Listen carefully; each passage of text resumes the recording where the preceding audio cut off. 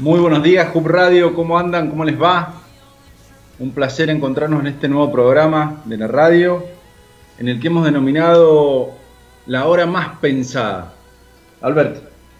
Sí, es darle vuelta al título La Hora Menos Pensada, como si pensar fuera un problema.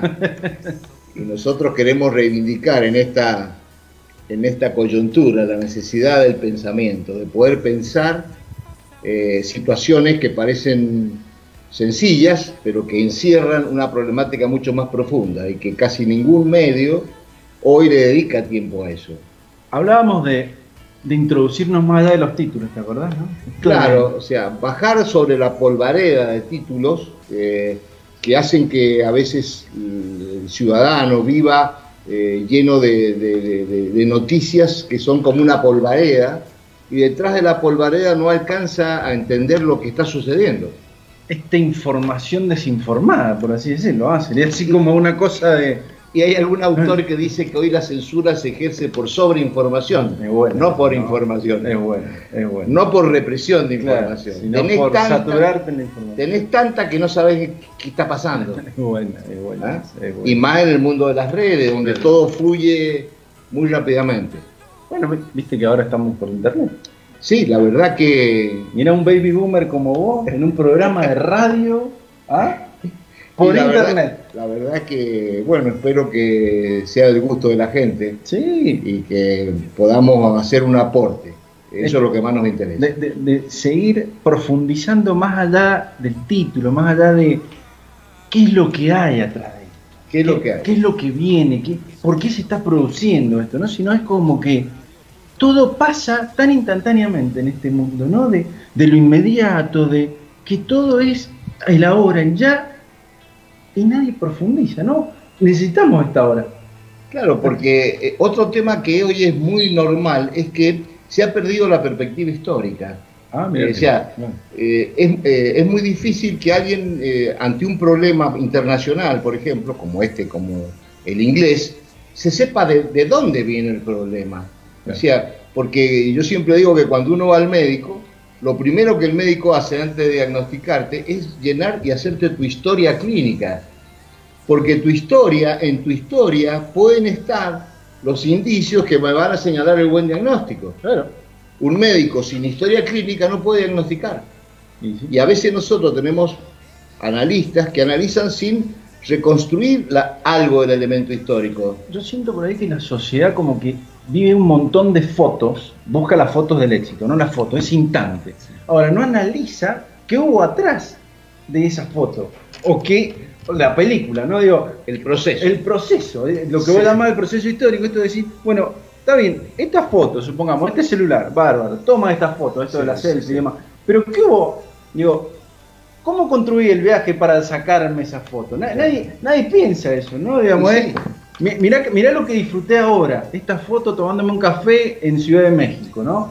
Pero nadie piensa ¿y cómo hizo para llegar a Ciudad de México? ¿Por qué llegó a Ciudad de México? Es un poco esto del concepto que queremos empezar a trabajar sobre la hora más pensada, ¿no? Claro, pensar en cada situación posible, internacional, nacional, y tratar de perforar los niveles de las apariencias, como hacían los antiguos filósofos, y pasar a las verdaderas realidades, ¿no? Que son las que están de fondo. Que está en el fondo. No sé si te parece que nos presentemos un poco nosotros. ¿Quiénes somos? Dale. Bueno, Pablo Carricondo, licenciado en Ciencias Políticas, máster en Gestión Financiera de la Universidad Nacional de Cuyo y coach ágil, que es un trabajo particular que él desarrolla muy intensamente. Bueno, entonces te presento a vos, Alberto, porque eso habíamos quedado, que cada uno se presentaba. Bueno, Alberto Isuani es licenciado en Ciencias Políticas, tiene 2 diplomaturas, una en Flaxo y otra en la Universidad Nacional de Cuyo, una en Relaciones Internacionales y la otra era en Ciencia Política y Estado. Y en Ciencia Política y Estado. Porque el Alberto tiene una letra medio complicada, entonces me escribe acá, pero yo trato de leer, pero no puedo. Claro. Pero bueno, vamos saliendo. Pero más allá de todo, creo que, y esto sí se los quiero contar a modo particular, yo descubrí en Alberto una persona en donde me siento muy reflejado a la hora de compartir momentos para pensar. Y la verdad que los disfruto mucho y por eso surgió esta idea. Todo empezó hace como un año largo que dijimos que íbamos a escribir un libro y la verdad que nos dio vagancia los dedos de escribir. Entonces creo que ahora estamos reflejando ese producto en este programa de radio que queremos denominar La Hora Más Pensada, en donde queremos compartir junto a ustedes diferentes temas y que cada tema tenga un tiempo para ser pensado y analizado.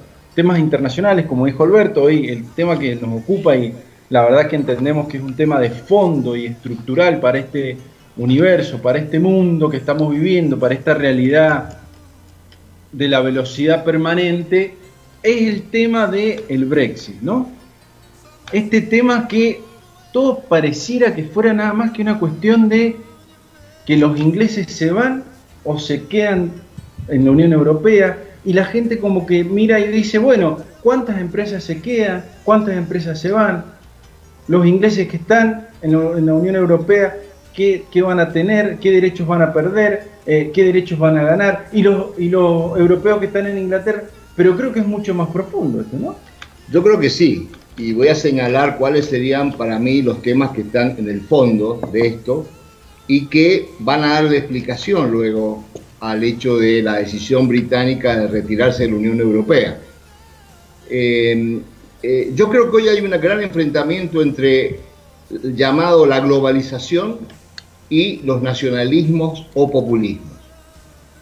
Esto implica primero explicar qué es la globalización, porque la globalización también es una palabra que al no ser resignificada, pareciera una se banaliza, ¿no? Se banaliza y aparte a mí me hace parecer, cuando hablo con alguna gente, que se confunde globalización con imperialismo.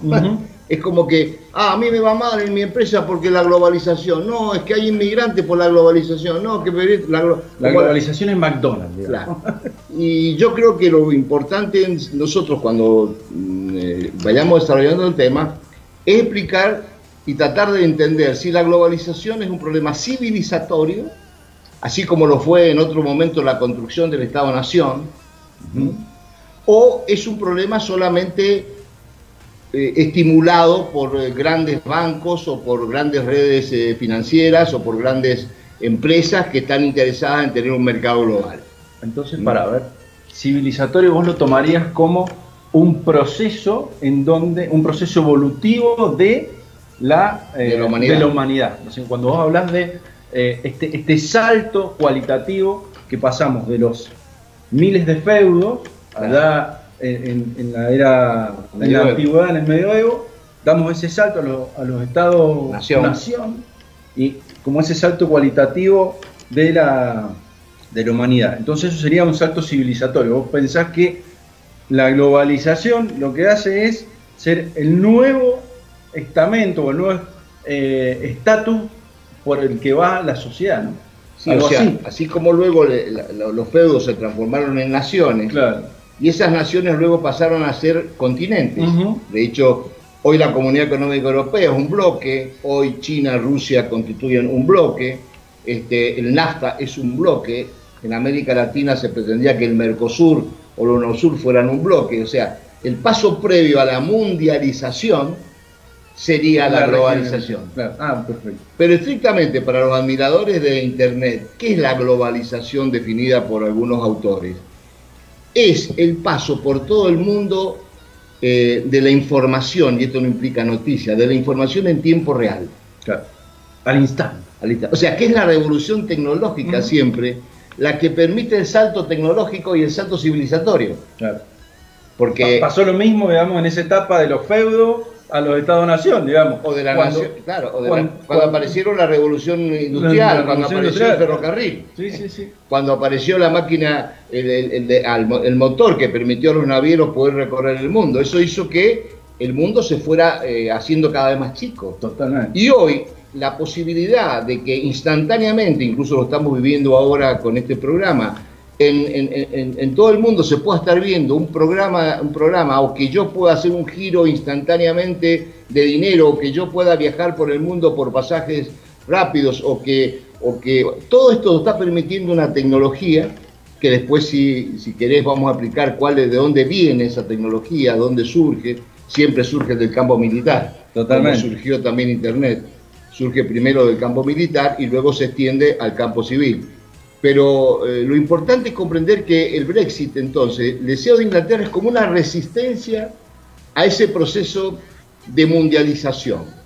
La pregunta es si esa resistencia, como Donald Trump también es un poco eso. Bolsonaro en Brasil, digamos. Claro. Si esa resistencia, que siempre ha pasado esto, yo me acuerdo en la historia argentina cuando los caudillos federales se oponían a la Constitución de Argentina, porque decían que bueno, que Buenos Aires le iba a quitar la autonomía, pero al final, en 1850, la Argentina se constituyó como nación.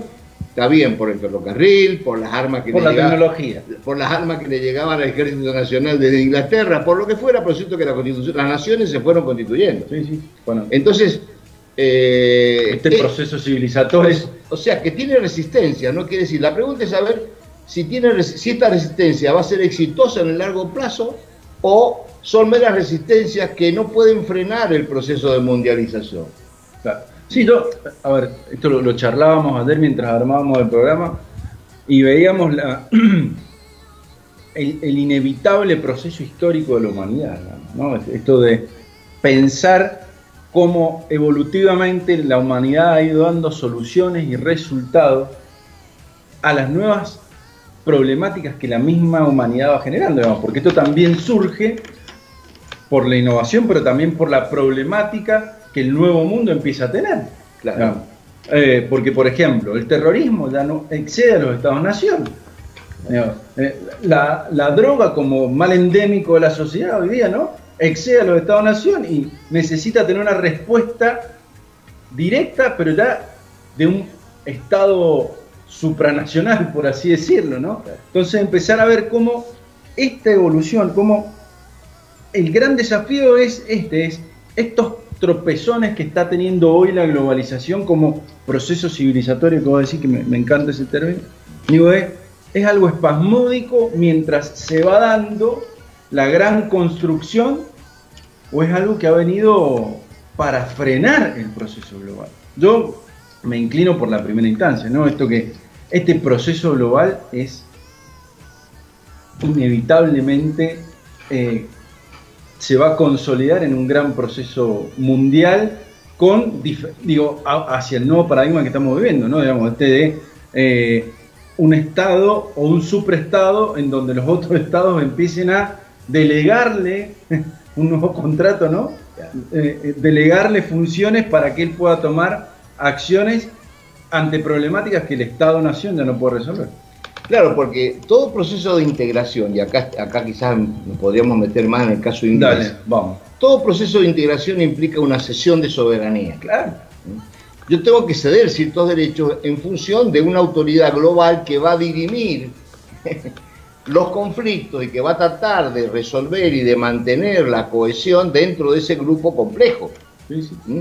Entonces yo cedo ciertas soberanías y estoy dispuesto a acatar que ese Estado europeo, por ejemplo, de Ginebra, o que el Banco Central Europeo, tome decisiones que puede ser que a mi nación no me afecten. En el caso europeo, claro, las naciones europeas como Francia, Alemania, Inglaterra, tienen tan larga tradición nacional, tan larga tradición, que claro, esta cesión de soberanía les resulta tremendamente dolorosa. Y han tenido 2 guerras mundiales por su nacionalismo, ¿no? Esto más o menos como una feminista que se quiere casar y sabe que tiene que cederle libertades a su marido. La feminista no quiere saber nada porque ella está acostumbrada a la libertad absoluta. Y el marido también le va a tener que ceder derecho a la feminista, ¿no? Y claro, esto es importante. Y Inglaterra no quiere, de hecho está en la Unión Europea, pero por ejemplo no aceptó el euro en su momento.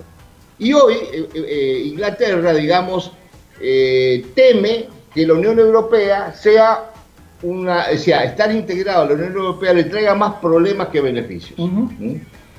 Y aquí entraríamos entonces ya más en el tema Brexit, viendo, bueno, ¿por qué surge este referéndum? Vos sabés que cuando uno se pone a investigar,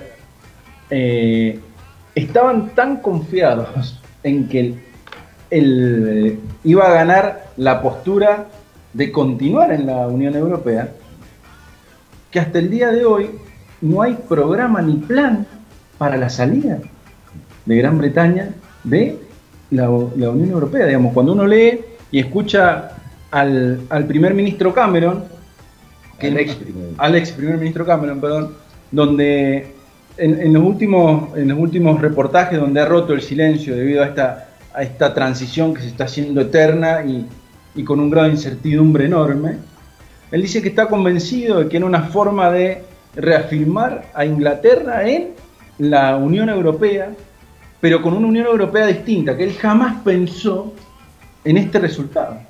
Tal es así que le cuesta el gobierno a Cameron, ¿no? Digamos, termina renunciando y hoy, para May, hoy día, es un gran problema porque nadie sabe cómo va a terminar, ni cómo poder empezar, ni siquiera terminar, cómo poder empezar a desandar toda esta construcción institucional de más de 50 años entre la Unión Europea y Gran Bretaña. Digo, es un gran dilema ¿cómo hacia dónde? Digo, un poco ahí, el 23 de junio del 2016, que fue el día de la elección del Brexit, digo, ¿fue el tema, fue ese el día del quiebre o había todo un proceso atrás, digamos, como para sacar las fotos, ¿no? Para meternos un poco más en el título. Digo, podemos hablar de Brexit sin contar todo el proceso que hoy quieren desandar, digamos, por eso es muy fácil hablar de Brexit, pero es muy difícil construir el Brexit. Digo, creo que entenderlo, claro, desandarlo. Aquí vemos entonces, por ejemplo, el Partido Conservador, para ganar las elecciones de ese año, quiere explotar el nacionalismo. Claro. Por eso decimos que acá hay una confrontación entre globalizadores y nacionalistas. O sea, lo mismo pasó en Cataluña. Claro. Lo mismo pasa en el norte de Italia. Sí, o sea, hay partidos políticos, hay dirigentes que tienen una gran miopía histórica, no tienen la perspectiva estratégica de dónde va Europa y a dónde va el mundo, y que por ganar una elección exacerban las ideas nacionalistas. Por ejemplo, donde hay un problema central que hoy tiene Europa, que es la inmigración. Pero una inmigración de la que Europa se tiene que hacer también cargo, porque es responsable de lo que pasó en África. Claro. Si Europa colonizó y extrajo riquezas de África hasta que se cansó, lo mismo del Medio Oriente. Entonces ahora les molesta la posibilidad que una política demasiado aperturista de Merkel, de recibir exilados sirios por la guerra de Siria provocada por Occidente en alguna manera, eso luego llega a las costas de Inglaterra. Claro. La foto sería ver en todos los medios de información la migración, por ejemplo, claro, acá mismo en América Latina, digamos, los migrantes hondureños pasando por México, claro, caminando, pero nadie ve el proceso. Claro, digo, ¿por qué llegan esos migrantes a eso? ¿Y por qué no tienen solución? Y ahí cuando los Estados-nación se encuentran indefensos a la respuesta. Igual que el caso de Libia. Claro, dejaron a Gaddafi por el petróleo, hoy Libia se caotizó y la gente en un país caótico emigra hacia Europa, y entonces dice, no, la emigración no. Pero la pregunta es, ¿tienen esos dirigentes una mirada estratégica para darse cuenta que el problema de la inmigración la van a resolver desarrollando los países de origen y no poniendo un muro para que no lleguen. Claro.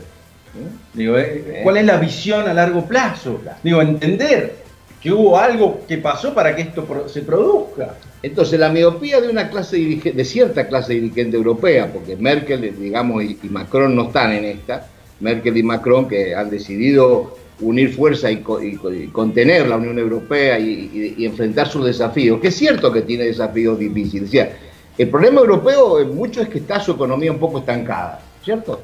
Y eso hace que Inglaterra crea que el estancamiento de la economía es porque los países de europeos son demasiado keynesianos o demasiado partidarios del Estado benefactor.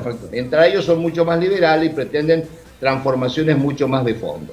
Entonces piensan que yéndose de la Unión Europea la cosa se va a resolver. Ahora, llaman al referéndum, en el referéndum lo apoyan por muy poco la salida y se encuentra con el tema de empezar a negociar con Europa su salida.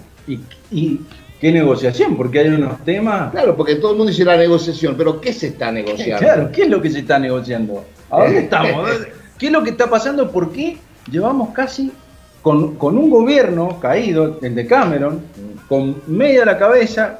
La semana pasada tuvo un momento bastante crítico porque tuvo un voto de censura por parte del Parlamento que pudo saltearlo y sortearlo. Claro, porque May había hecho un acuerdo con la Unión Europea donde Irlanda, que todos sabemos que está dividida en dos, está la Irlanda que es una república democrática, que es la Irlanda del Sur que está en la Unión Europea, y la Irlanda del Norte que pertenece a Gran Bretaña, y que entre las dos hay una comunicación casi libre porque las dos se sienten Irlanda y independiente de su dependencia o no con Inglaterra.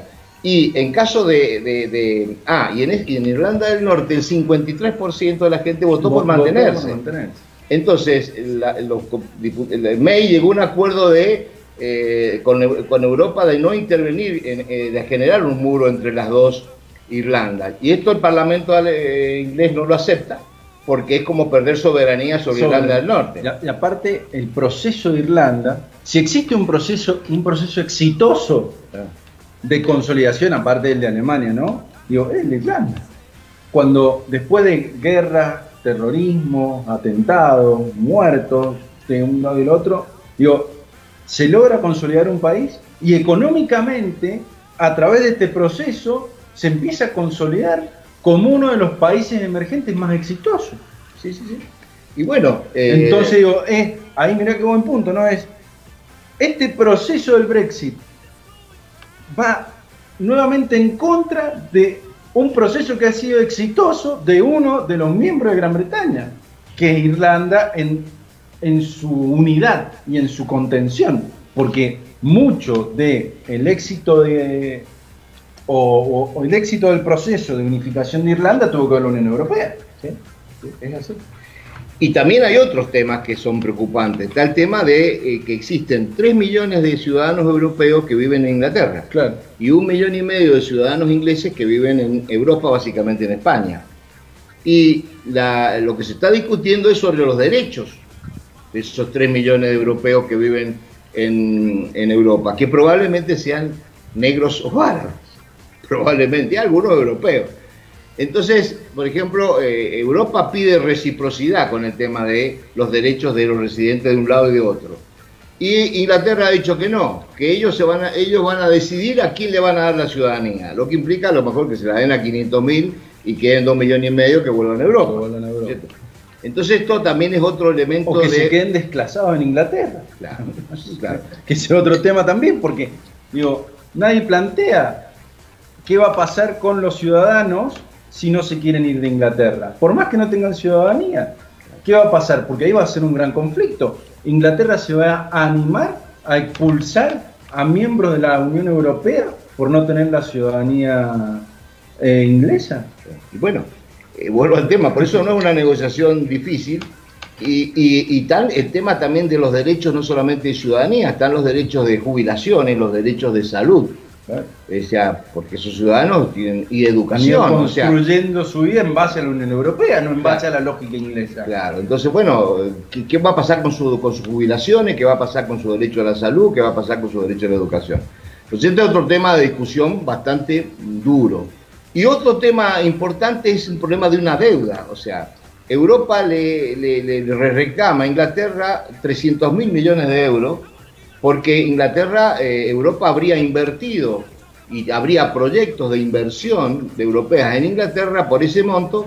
Inglaterra lo desconoce y dice que no, que lo que reconocería serían 400, el 10%. El 10%, sí. Cosa que también genera una discusión. En concreto, hoy, digamos, el Brexit tiene una fecha límite, que es el 29 de marzo, que se puso como fecha porque Inglaterra dijo, vamos a tener que poner una fecha para evitar que ciudadanos europeos se pasen a Inglaterra hasta in eterno y esto no se define. O sea, en una fecha ahí se definirá la separación. Y falta un mes y la situación, digamos, sobre el tema generaría varios escenarios, ¿cierto? Sí, digamos, porque para ir empezando a hacer el análisis en profundidad, digamos, lo que primero me gustaría remarcar sería el punto que el gran tema de fondo acá es el de globalización versus nacionalismo. Estos procesos espasmódicos que se llaman Trump, Brexit, algunos hechos en Holanda, como bien afirmás, Cataluña, Brasil, el norte de Italia, digamos, son procesos espasmódicos dentro de este proceso civilizatorio o han venido para dar una batalla de fondo. Esto creo que es el gran tema central del Brexit, ¿no? Digamos, globalización versus nacionalismo. Yo diría que la batalla la van a dar. El problema es si va a ser exitosa, porque si esto es un tema civilizatorio no tiene ninguna posibilidad de éxito. Claro. Porque después en algún tema, en un futuro programa vamos a analizar el tema China y cómo China está actuando como un elemento de alguna manera universalizador. Y eso medio que es irremediable. Entonces, pero eso lo vamos a dejar para un poco, para pensarlo más adelante. Más adelante. Dejarlo más adelante. Y el otro, digamos, como que bien al fondo está este tema central, ¿no? Globalización versus nacionalismo. Sí. Después una instancia por arriba estaría todas las problemáticas que hacen al ciudadano, a las empresas y a la lógica cotidiana de todos los europeos que están en Inglaterra y todos los ingleses que están en Europa. Más la confrontación de muchos estados, porque acá tenés el tema, como dijiste, de Irlanda, también tenés el tema del Peñón de Gibraltar. Sí, con España. Entonces, grandes temas que empiezan a surgir de lo cotidiano, de el funcionamiento diario. A mí me gustaría aclarar me gustaría que el tema de globalización, que yo di una definición recién que a mí me parece que es importante, que es tecnológica, esto de el paso de información por todo el globo en tiempo real. Sí. Yo no digo que el fenómeno civilizatorio y de la globalización no traiga sus problemas, pero también trae sus beneficios. Entonces, lo que tenemos que analizar, tenemos que profundizar, que la globalización también ha implicado el surgimiento de nuevos actores, que son actores globales. Claro. O sea, las empresas y los bancos, que fueron los primeros actores globales, surgieron después de la Segunda Guerra Mundial y se extendieron a partir de la caída del mundo comunista. Claro, se consolidan en ese proceso. Claro, y se extienden a todo el globo, porque antes tenían una barrera que era no podían entrar, pero ahora sí, ahora están en todo el globo. Y esos actores luego se van agregando otros actores, por ejemplo los actores políticos. Hoy la mayoría de los partidos políticos son partidos globales, están todos afiliados, casi todos, a internacionales. La Internacional Socialdemócrata, la Internacional Demócrata Cristiana, ya han empezado como hasta a desaparecer partidos políticos nacionales. Sí, totalmente. Incluso cuando hay elecciones vemos con sorpresa que líderes de un país, de un partido, van a hacer campaña por líderes de otro país, sobre todo en Europa. Entonces, y que dirigentes de un partido están siendo formados en la escuela de dirigentes del partido que está en otro país. Y que hay fondos, que hay fundaciones que pertenecen a un partido u otro, por ejemplo la Fundación Friedrich Ebert alemana, que es socialdemócrata, y la Fundación Konrad Adenauer, que es demócrata cristiana. Entonces, todas esas instituciones tienen, las religiones hoy, nadie puede negar que la Iglesia Católica como nunca es un actor global. El fundamentalismo islámico y el islamismo hoy es un actor global. Actor, ¿no? Que lo vamos a ver en otro momento. Claro, si el tema de cómo juegan las creencias religiosas en la cuestión política también es otro actor. Actores globales hoy el mundo deportivo, los grandes medios de comunicación hoy son actores globales. Sí, digo, hasta los clubes de fútbol, ¿no? Para analizar un poco el tema, hoy vos tenés grandes clubes de fútbol que son mundiales. Sí, tenés Barcelona, tenés chicos que andan con la camiseta de Barcelona. Cuando yo era chico, a lo sumo era el club del Valle, el club de Mendoza y el club de Buenos Aires, pero ahora no, ahora la gente es del Barcelona, del Real Madrid, del Bayern Múnich, qué sé yo. Y los mundiales, cada vez los mundiales se transforman en espectáculos globales, digamos, mucho más importante que otras épocas, e incluso se consideran lugares donde la mundialización o la globalización se va haciendo menos dolorosa. Claro. Sí. Porque claro, el avance económico de las empresas y de los bancos sobre países que a lo mejor no han tenido una experiencia de economías de mercado, esos países sufren mucho cuando se ven invadidas y necesitan a lo mejor un proceso de modernización de la cual no esperaban o no están preparados. Sí, eso es fundamental, ¿no? Digamos, nosotros en Argentina lo vivimos ese proceso, claro. En los 90 que fue muy duro. Pero el caso mendocino, por ejemplo, yo siempre lo he mencionado, cómo Mendoza pudo transformar su vitivinicultura, que era una vitivinicultura para consumo propio, y de golpe la industria vitivinícola entendió que el mercado era un mercado global y empezó a fabricar vinos de alta gama, y hoy tienen una penetración en el mercado altísima, que no es mayor por falta de políticas de exportación, pero no porque no tengamos un producto con competitividad mundial. No, está claro, digamos, creo que aparte cuando vos ves los datos, y esto es un dato muy local, cuando vos ves los datos de la vitivinicultura, lo que asciende y desciende en las exportaciones es el granel, digamos, el vino común, claro. Pero el vino cualificado que gana mercados, claro, no desciende en sus exportaciones, apenas desciende un punto cuando hay años tremendos, digamos, como la crisis del 2009, ¿no? Que la economía mundial se vio afectada por la hipoteca subprime, pero digo, ni así nosotros, digo, como producto el vino, cuando uno lo trabaja como un producto global, ya no como un resultante para la necesidad de la localidad, consolida mercado y es muy difícil, digamos, que se vuelva para atrás después de ese proceso. Por eso digo que la globalización tiene estas a veces límites, porque me imagino que habrá sido tremendamente doloroso en su momento hacer esta transformación, pero al mismo tiempo hoy a la vitivinicultura argentina se le presenta un desafío donde, por ejemplo, en este momento no tiene hasta volumen. Claro. Y de hecho, para ese tipo de vinos. De hecho, muchas veces se plantean asociaciones con Chile para que las bodegas juntas puedan abastecer mercados, por ejemplo, hoy como el asiático, claro, donde se consumen miles de millones de litros. Y bueno, a veces las bodegas no tienen esa capacidad. Entonces, ahí hay una gran oportunidad para eso y para montones de otras situaciones. Pero implica un cambio de paradigma para el empresario que estaba, digo, y pongo el ejemplo, claro, cotidiano, digo, me imagino que para el empresario del café o del cacao debe pasar más o menos lo mismo en Latinoamérica, sí, que da ese producto común, que es casi un commodity, ¿no? Que no tiene valor, y la verdad que va a estar supeditado al buen o mal humor de la lógica de ese año del mercado. Ahora, aquel que piensa y analiza su unidad de negocio y piensa en el producto como un producto global, o por lo menos que tenga competitividad global. Que tenga competitividad global, empieza a consolidar mercados con esto, y volvemos un poco a lo mismo con este gran tema de fondo, ¿no? Digamos, que no quiere ser empresario por generar un producto de índole global, no va a tener percance. Va a tener, pero creo que como un proceso civilizatorio, digo, el proceso cualitativo que le va a dar a su empresa es de una mejora permanente. Vamos a ver. Un plan de exportaciones a cualquier empresa, por más que no termine de lograr el volumen de exportaciones, le sirvió como proceso de organización de su empresa. Se me acaba de ocurrir algo que me parece también importante.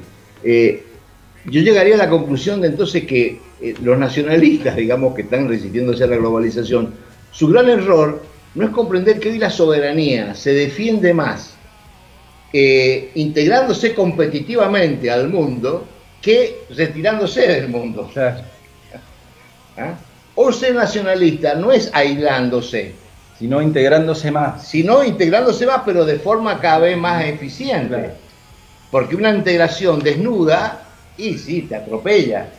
Pero yo pienso Inglaterra, con sus industrias, con su historia, no debería tener miedo de estar en Europa. Pero obviamente que el nacionalismo esconde un miedo. ¿Sí? Por eso surgen los nacionalismos. Claro.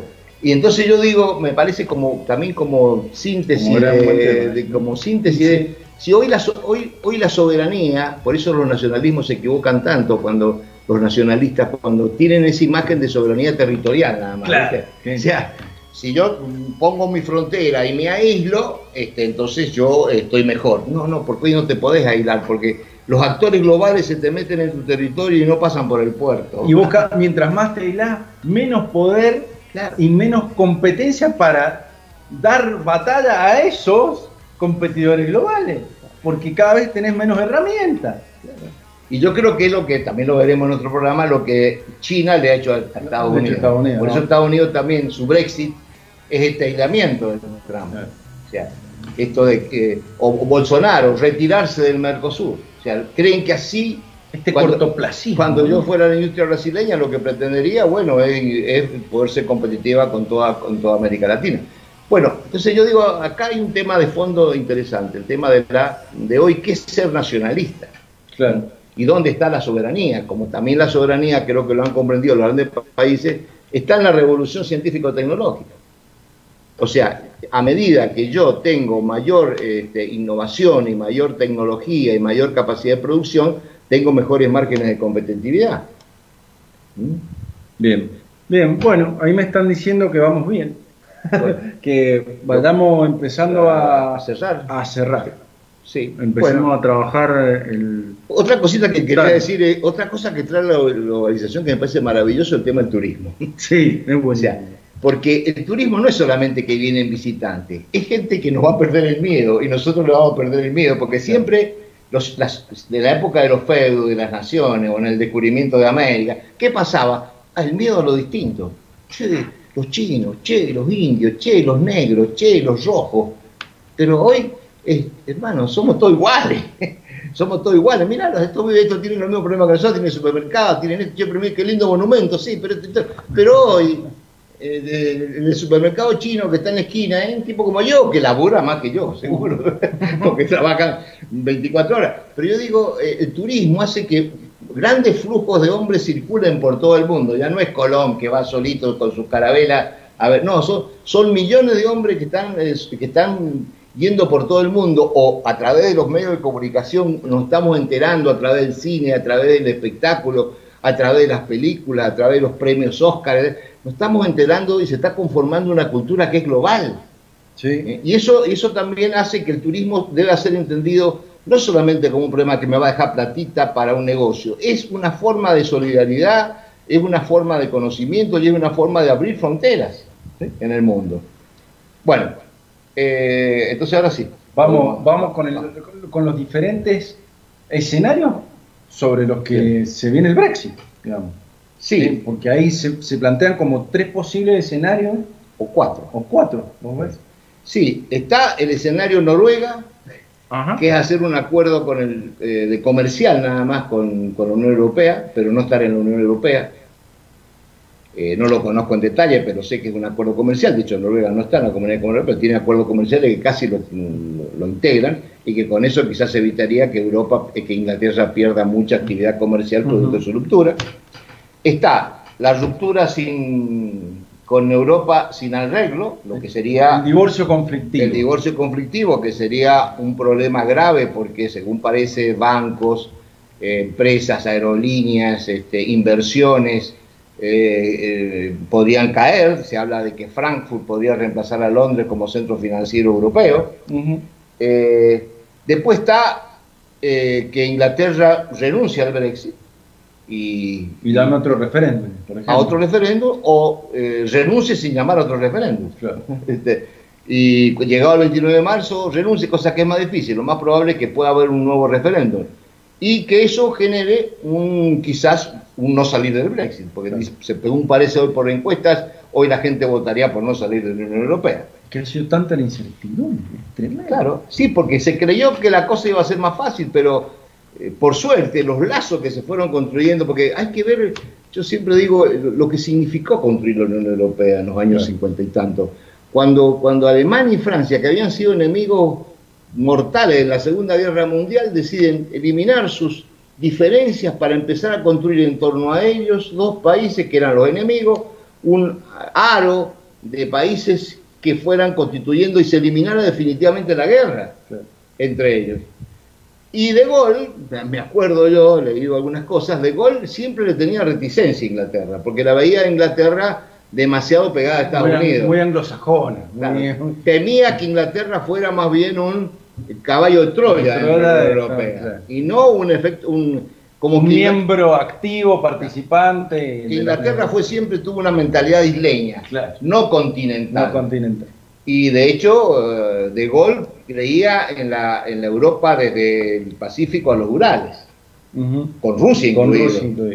Entonces, la caída de la Unión Soviética empezó a generar la oportunidad. Bueno, entonces, todo ese proceso de ir construyendo, de construir instituciones, de llegar al euro, que autonomizó a Europa financieramente del dólar, fueron avances que obviamente fueron también resistidos por Estados Unidos, pero lo lograron. Y bueno, esos esfuerzos obviamente han ido construyendo una red de relaciones que hoy no es tan fácil. No es tan fácil de desandar. Y bueno, Inglaterra, por eso digo, va a tener que pagar el precio quizás de un aventurerismo político. Claro. Sus dirigentes, conservadores básicamente, no supieron distinguir entre problemas de coyuntura y problemas estratégicos. Bueno, entonces tenemos el escenario Noruega, el escenario del divorcio, o si no, el escenario de un posible referéndum en donde se empiece a reconstruir otra vez Inglaterra como miembro de la Unión Europea. Y habría otra cosa más que me acabo de acordar del papel de Jeremy Corbyn, el líder laborista, que es el partido de oposición, y que en la última elección estuvo muy cerca de obtener el gobierno, pero no lo obtuvo porque, bueno, May hizo alianza con un partidito chico y mantuvo la mayoría. Pero el problema que tiene Corbyn es que su base laborista es obrera. Y ahí hay un gran gente que está en desacuerdo, está de acuerdo con irse de la Unión Europea. Entonces, él tiene que mantener cierta fidelidad a su electorado, pero al mismo tiempo se da cuenta que las decisiones del Partido Conservador están llevando a Inglaterra a un desastre. Exactamente. Entonces también los laboristas no pueden sacar partido de esta gran falta de miopía y de visión política. Bueno, Alberto, ha sido un placer. Este es nuestro primer programa piloto. Así que espero que haya sido útil, que haya gustado, y bueno, si es así, manden alguna notita diciendo qué les pareció. Feedback de todo esto. Y también críticas, porque nos va a servir para el futuro. Así que bueno, muchísimas gracias. Estamos en contacto y gracias por este rato. Por favor, gracias. Ha sido un placer. Gracias, Marcelo, por estar ahí en los controles. Un abrazo grande para todos. Nos estamos viendo.